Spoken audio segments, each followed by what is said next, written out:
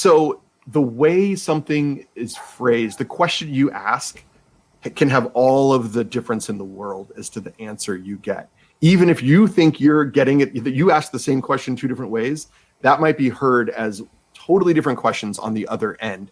And as an example, I was permitting a shipping container as an office. And the first answer was, and that's basically what I said. The first answer was, sorry, it's a temporary structure.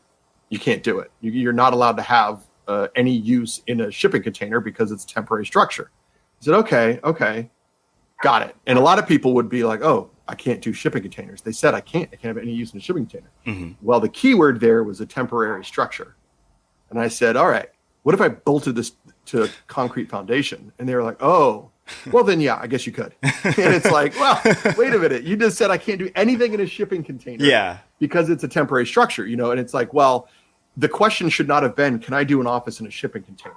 The question was, I have a steel building that is going to be bolted to a concrete foundation, and I want to have and it's going to be used as an office.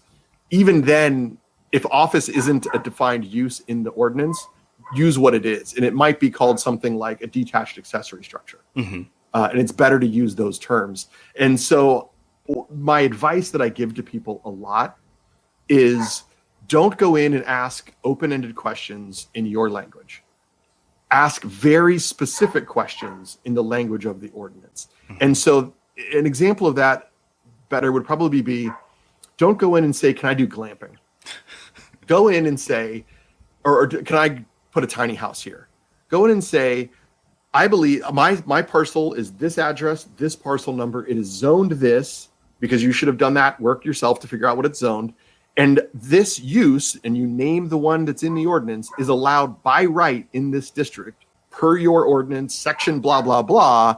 I would like to confirm that I will be able to construct and then find out whatever they're calling it, if it's a temporary structure, detached, if it's an accessory dwelling unit, like whatever it's called, figure that out first. And that's the part that's hard and takes some work. And so you have to do some work, but then go ask that question.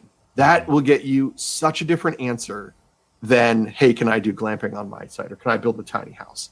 Because they have to make assumptions about what that means. Mm-hmm. And they may not want to even bother with that, or they might make the wrong ones. And that goes back to what we were talking about learn a little bit of the language and try to speak it. Mm-hmm. Even if you fail and fall on your face with it, they'll appreciate it, and they'll be able to help you a lot better.